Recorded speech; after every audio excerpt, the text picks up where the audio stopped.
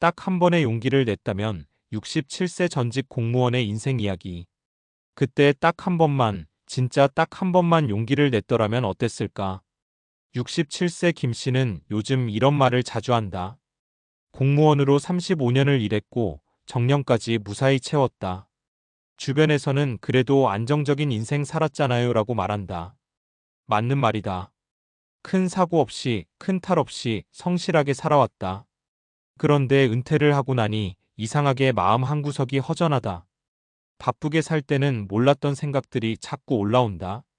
나는 정말 내가 원하던 삶을 살았나? 은퇴 후에 나는 뭘 하며 살아야 하지? 이 질문은 김 씨만의 것이 아니다.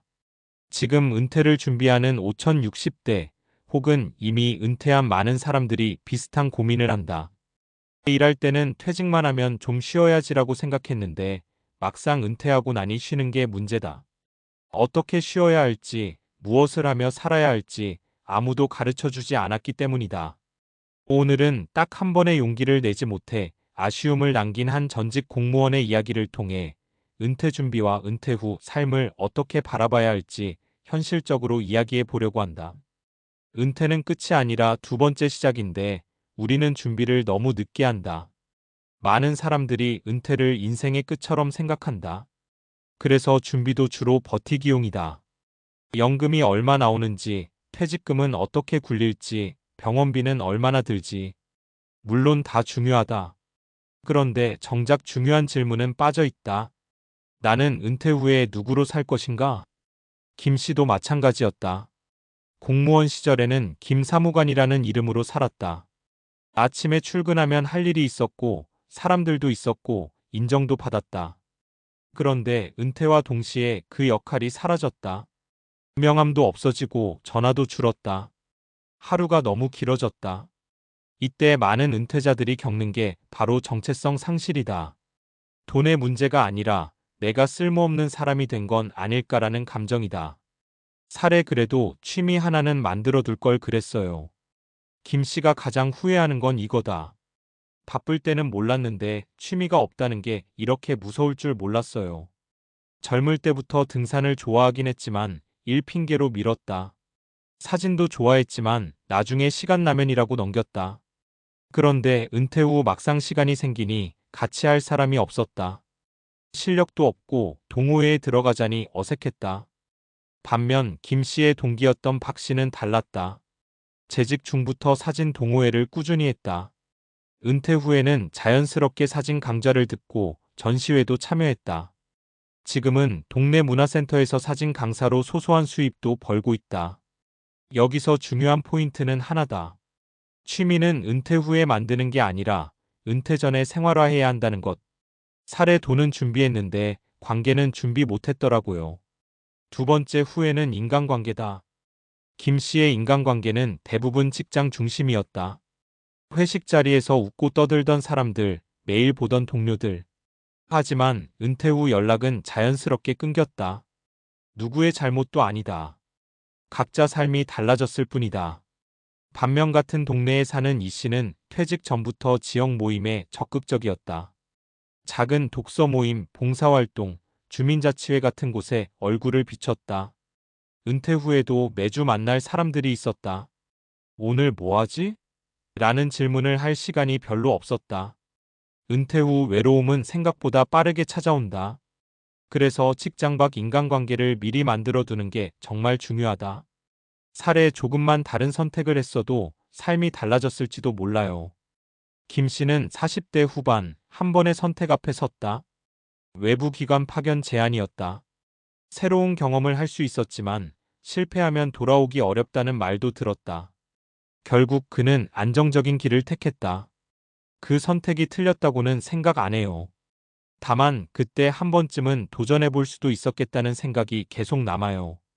이게 바로 은퇴 후에 찾아오는 감정이다. 후회는 실패보다 안 해본 것에서 더 오래 남는다. 지금 은퇴를 준비하는 사람이라면 꼭 기억했으면 좋겠다. 인생 후반부에는 완벽한 선택보다 후회 없는 선택이 중요하다는 걸. 은퇴 준비 이렇게 바꿔서 생각해보자. 은퇴 준비는 돈만의 문제가 아니다. 크게 세 가지다. 경제적 준비 연금, 소비 패턴 점검, 시간 관리 하루를 어떻게 보낼 것인가, 정체성 준비 나는 어떤 사람으로 살 것인가.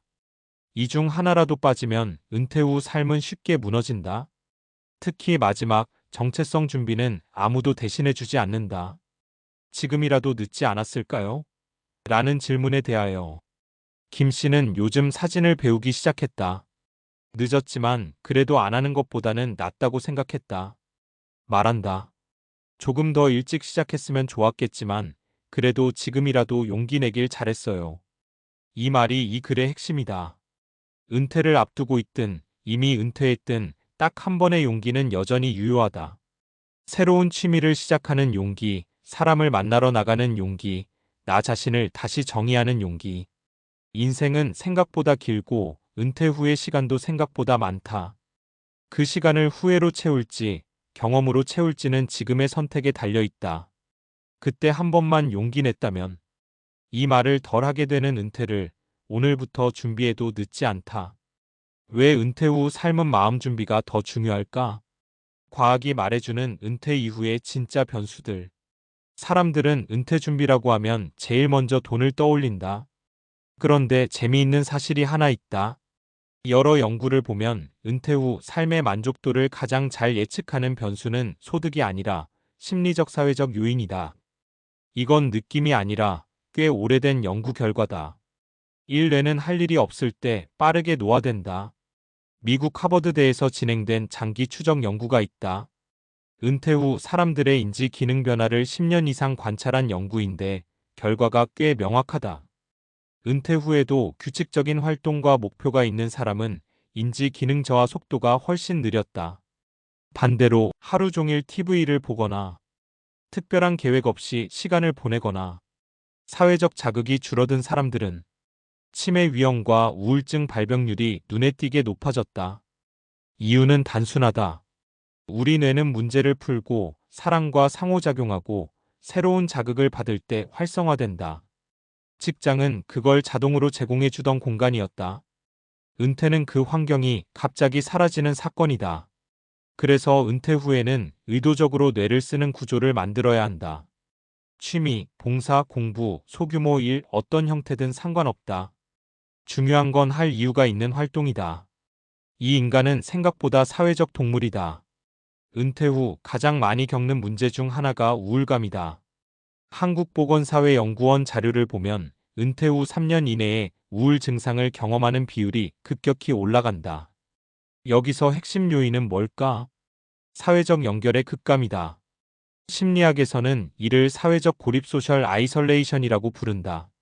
이게 무서운 이유는 단순히 외로운 감정을 넘어서 사망률과도 직접적인 연관이 있기 때문이다.